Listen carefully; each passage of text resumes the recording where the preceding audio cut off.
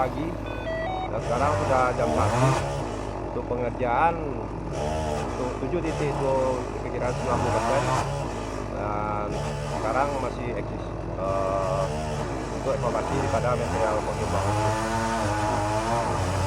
Itu akibat kejadian pohon tumbang itu apa, Pak?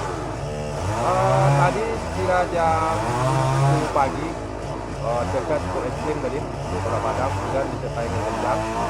Kemudian beberapa pohon tumbang roboh. Untuk kondisi kebanyakan pohon tumbang itu menghambat akses jalan. Tapi alhamdulillah semuanya sudah clear.